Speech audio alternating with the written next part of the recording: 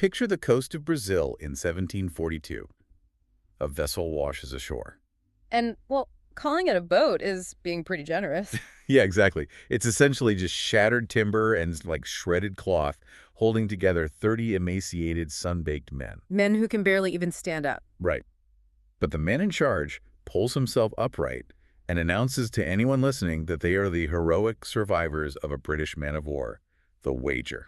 Which is just an unbelievable claim. Totally. They say they wrecked 283 days earlier off the coast of Patagonia and sailed nearly 3,000 miles. So naturally, instantly, they are hailed as heroes. It's framed as this ultimate triumph of the human spirit, but that's not the whole story. Not at all. Except, the story fractures right there. Because 6 months later, an even smaller vessel washes up. In Chile, right. Right, in Chile. It's this tiny dugout canoe with a sail made of actual rags. And 3 more survivors crawl out. And they are in horrific shape. Oh, they're half naked, totally delirious, practically being eaten alive by insects. But when they recover enough to speak, they drop an absolute bombshell on the British Admiralty. A massive one. They claim the men who landed in Brazil aren't heroes at all. They are mutineers. And murderers. Yep.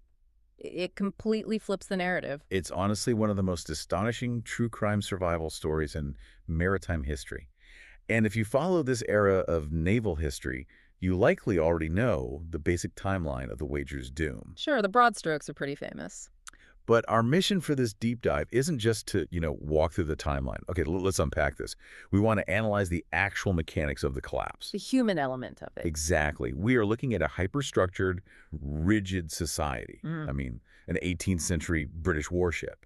And watching how extreme elements, disease, and starvations systematically dismantle their social contract. And to really understand that collapse, you have to understand the immense pressure that artificial society was already under before they even set sail. Set the stage for us. It's 1740. Right, 1740. This is the War of Jenkins' Ear, which is this big imperial conflict with Spain. Catchy name for a war, by the way. I know, right? But the Wager is part of this secret squadron led by Commodore George Anson, and they have this mythic goal. To intercept a Spanish treasure galleon? Exactly, one loaded with virgin silver. But if we connect this to the bigger picture, the British Empire was essentially trying to project this veneer of Enlightenment order across the globe. While using a labor force built on profound cruelty. That's the exact phrase for it, profound cruelty. That's really the cognitive dissonance of the whole wooden world, right? They view these ships as floating masterpieces of logic and naval architecture. The pinnacle of human engineering at the time. Yeah, but the way they manned them was just barbaric. I mean, you have a captain like David Cheap. Who was, frankly, a pretty desperate guy. Oh, totally. A burly Scotsman drowning in debt. He's basically using the Navy as a refuge from his creditors. He needs this command for his literal survival. And to crew his ship, the government isn't taking volunteers. They are sending armed press gangs into the cobblestone streets of London to just, kidnap civilians. It sounds less like a noble military deployment and more like a floating prison crossed with a desperate casino. It was institutionalized abduction. That's what it was. You have men like John Duck, for instance. He's a free black seaman, right? Yes. And he knew that if the Spanish captured the ship, he wouldn't just be a standard prisoner of war. He risked being sold directly into slavery. Which is terrifying. Yeah. And then there's the most damning indictment of the whole system, which is the Chelsea pensioners. This part is just bleak. To meet their crew quotas, the Admiralty forced 500 disabled veterans from the Chelsea Royal Hospital onto these ships. I still struggle to comprehend the sheer cynicism of that. It's almost hard to believe it actually happened. We are talking about men in their 60s and 70s, missing limbs, suffering from dementia, literally hoisted onto the decks on stretchers. Right. Every officer watching that process had to know they were loading corpses onto a ship. They absolutely knew. But the ship was just a microcosm of the British Empire itself. Highly stratified, obsessed with hierarchy, and completely dependent on forced labor. So who is at the top of this hierarchy? Well, at the top, you had the gentlemen. People like the 16-year-old aristocrat John Byron. Who is actually the grandfather to the romantic poet Lord Byron. Yep, that's him. He's sleeping in his tiny hammock, reading about maritime glory, completely naive. And then the middle class. Then you had the crucial middle-class professionals like the Wager's gunner, John Bulkley. He's going to be a major player later. Huge player. Bulkley is highly skilled, fiercely religious, and essentially the operational linchpin of the ship. And then below them, a mass of kidnapped civilians and doomed veterans. Which raises a massive sociological question. If your crew is comprised of people you literally kidnapped and disabled people you forced out of a hospital. How do you prevent an immediate mutiny? Yeah. How do you stop them from taking over before you even leave the English Channel? Through the absolute terror of the boatswain. Men like Boatswain John King had one primary function, and that was to enforce compliance through violence. Just sheer brutality. Exactly. They used bamboo canes to beat men simply for being too slow to get out of their hammocks in the morning. So the entire social fabric of the Wager was basically held together by the thread of the lash. It was a very fragile man-made order. It required blind obedience. But, violence only works on a human psychology that is relatively intact. And that psychology was about to be obliterated by biology. Long before they even reached the dangers of the open ocean. Right. The crew was decimated by ship's fever, or what we now know as typhus. Typhus is just a perfect example of Enlightenment arrogance colliding with biological reality. Because they had no idea what was actually causing it? None. The disease was spread by lice crawling through the tightly packed, damp hammocks. But the medical officers had no concept of germ theory. They operated on the miasma theories. Yeah, they genuinely believed that noxious smells caused illness. So wait, you have men spiking 106-degree fevers, completely delirious, grasping at imaginary objects in the air. Yeah, a horrific scene. And the doctors are frantically waving wooden boards around to try and clear the bad air. Precisely. They are fighting an invisible enemy with a complete misunderstanding of the mechanics of the threat. And the lice just keep spreading. This is so grim. It gets worse. They were dumping so many bodies overboard that the ship physically began to feel hollow. Wow. And as horrific as typhus is, it was really just the warm-up for the true plague of the sea. Scurvy. The absolute nightmare of every sailor. Here's where it gets really interesting. I think we tend to trivialize scurvy today. We think of it as, just needing to eat an orange. Right, like a mild vitamin deficiency. But the physical reality of what an extreme vitamin C deficiency does to a human body is pure physiological horror. It really is. Scurvy killed more mariners than battles or storms combined. And why is it so brutal? Well, to understand why it's so devastating, you have to look at the mechanics of collagen. Vitamin C is essential for the body to synthesize collagen. Which is basically the glue that holds our connective tissues, skin and bones together. Exactly. But collagen isn't something your body just makes once and you're good for life. It requires continuous maintenance. It's the constant scaffolding of the body. So when scurvy hits and the body stops producing that scaffolding, you don't just get sick. No, you physically disintegrate. Yeah. The skin turns black, the gums rot, and teeth simply fall out of people's heads. But I think the most terrifying mechanism of scurvy is how it interacts with old trauma. The scar thing.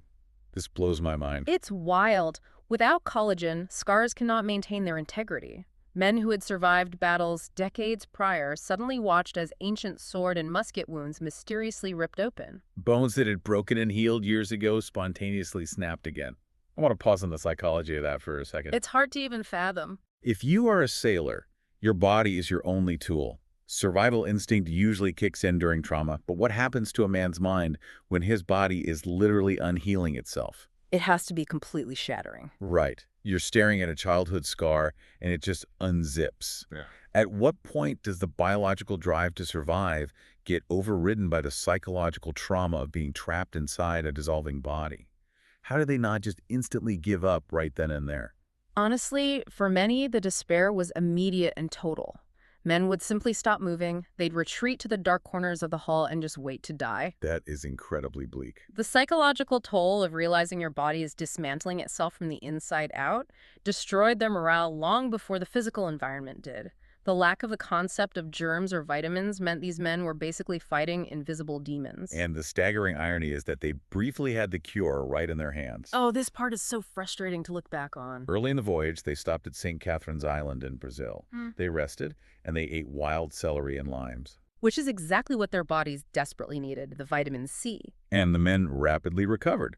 But again, because they didn't understand the chemical mechanism of it, they didn't attribute the cure to the citrus. No, they didn't. When they returned to the sea and the scurvy inevitably came back, they bypassed the very foods that saved them. Instead, they relied on approved quack remedies. Yes, like Dr. Ward's pill and drop. which, when you look at the actual ingredients, was practically a poison. Oh, it was terribly toxic, a concoction of antimony and arsenic. What did that even do to them? Its primary effect was to cause violent purging, so severe vomiting and diarrhea. In a man who was already weakened by scurvy, violently dehydrating him is only going to hasten his death. Exactly. You have these officers, these apostles of the Enlightenment, who view themselves as agents of an advanced civilization, charting the globe with mathematics, and they are rendered completely helpless. They are reduced to administering poison and relying on superstition. It's tragic. So you have a crew where half the men are literally dissolving and the other half are exhausted.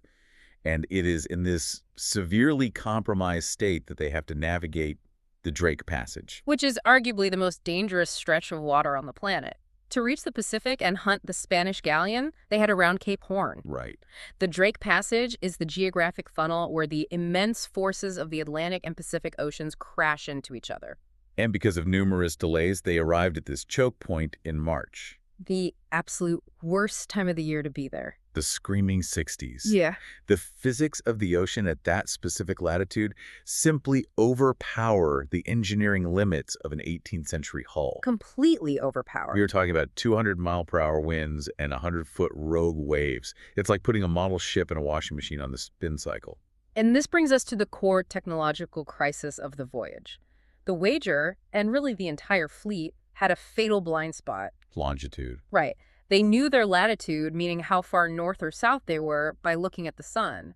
But without highly accurate seafaring chronometers, which wouldn't be reliably invented for a few more decades, they had no exact way to measure east and west. What's fascinating here is the intersection of human ambition and technological limits.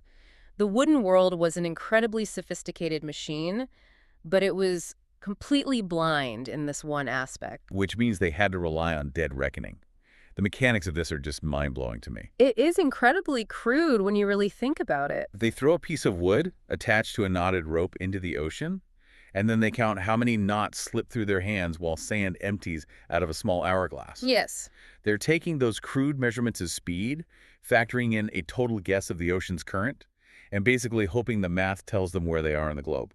It's essentially a very educated guess. It's like driving down a highway blindfolded, steering by counting out loud and guessing your speed based on the wind hitting your face. Is it hubris or sheer desperation that made them trust this method? Probably a bit of both.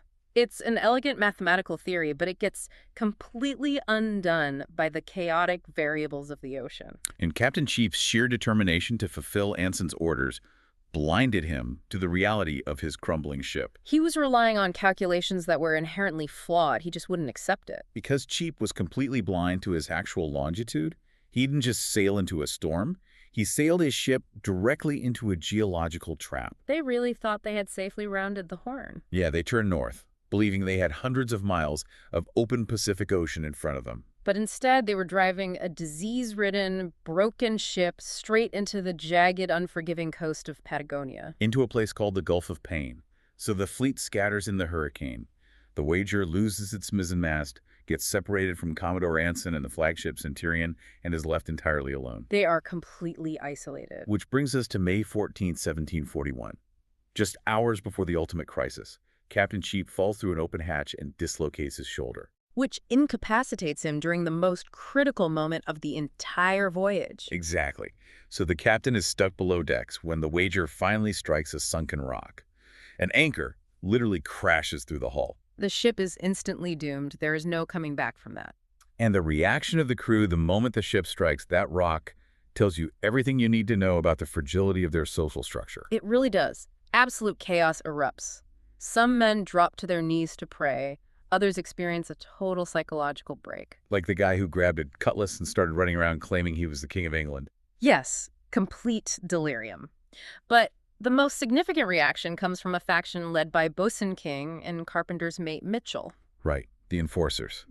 The very men whose entire job was to maintain order through violence. Exactly. They look around, see the ship is sinking, and they completely abandon their posts. They break open the liquor casks, loot the officers' private cabins, put on their finest silk clothes, and basically throw a raging party as the ship fills with water. It's an astonishing scene. While the ship is dying, the men who enforced its rules are raiding the very symbols of authority. I think there's a profound psychological insight there.